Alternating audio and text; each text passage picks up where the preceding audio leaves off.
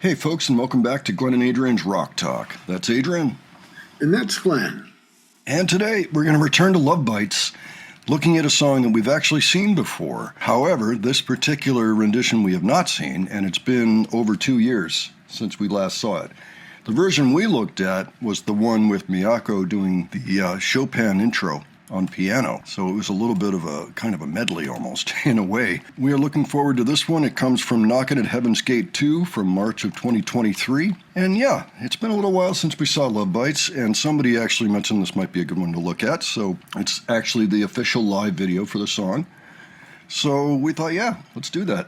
Adrian, do you have any thoughts on this song or on Love Bites or on anything else? Oh, Love Bites, I mean, they're incredible, and, of course, and yeah, I'm looking forward to seeing this song. I mean, I wonder how it's different from the time we saw it before. I don't imagine there's an intro, but other than that, I'm not sure.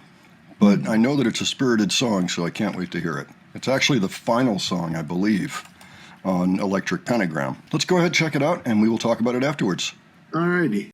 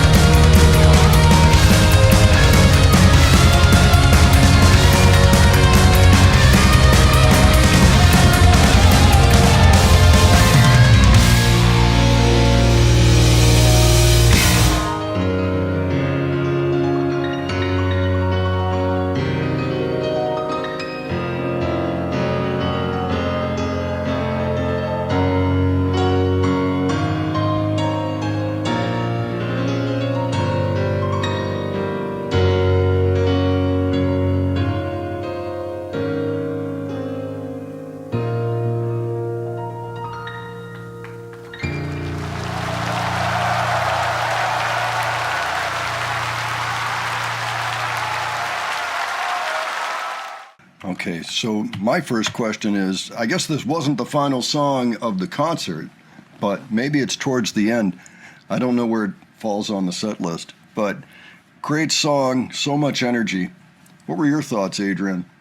I thought it sounded very different somehow. Also, despite seeing Miyako at the end playing the piano, I noticed there was a piano backing track here that was going on while Miyako was clearly on the guitar. She only gets on the piano at the end of the song. Yeah. Well, I mean, she can't sprout another set of arms. That's true, exactly. So, you do what you got to do. Yeah, I mean, we don't really have a problem with backing tracks. That was just how I knew there was a backing track. I'm not making a big deal out of it. I'm like, well, yeah, I think we knew there was a backing track, but that's good. That's good. Just to note that she had a lot to do in this song. It makes sense why she started it in the last version we looked at with Chopin. I mean, it makes sense.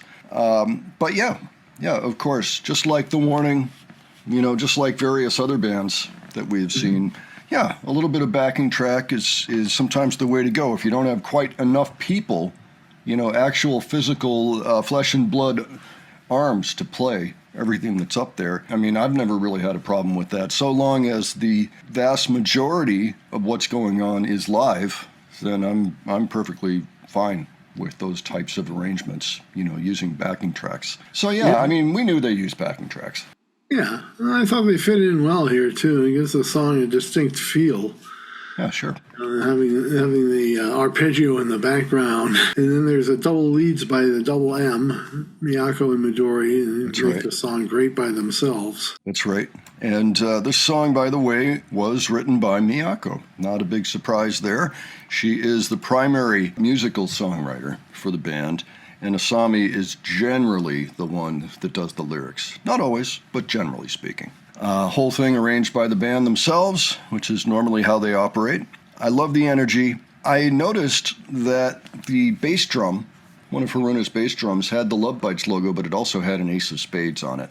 And so I think that may have been some homage to Motorhead, because, of course, we know that they love the British new wave of heavy metal. I don't know if Motorhead qualifies as that, but they were certainly right there, and they were inspiring other bands. Regardless of where you stand on whether or not Motorhead was part of that, they are Motorhead fans, and we know that already, and we've observed that, heard it in their music.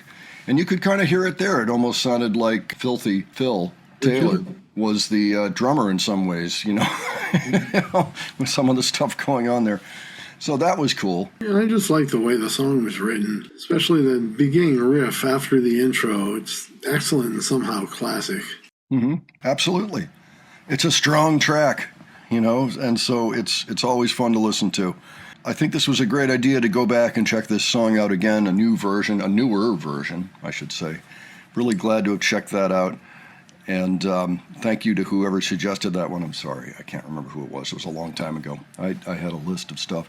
We're always looking for some of the off-the-beaten-path LOVEBITES. So if there's anything that we haven't checked out yet, why don't you tell us about it below? And why don't you leave your thoughts there, too, if you have anything in particular you want to talk about regarding this concert, this particular version of this song, anything that went on there. It sounded beautiful. I mean, they all looked great up there. This is a professional production, of course. It did the job, I would love to get my hands on one of those DVDs someday. It turns out they're kind of tough to get if you don't jump on them the moment they become available. So, but I'm glad to have seen this. So, folks, give your thoughts, give your suggestions, and if you enjoyed this video, please give it a like. And if you enjoyed the presentation, please subscribe. All right, thanks so much for joining us today. We will catch you on the next one. Take care, folks. See you all later.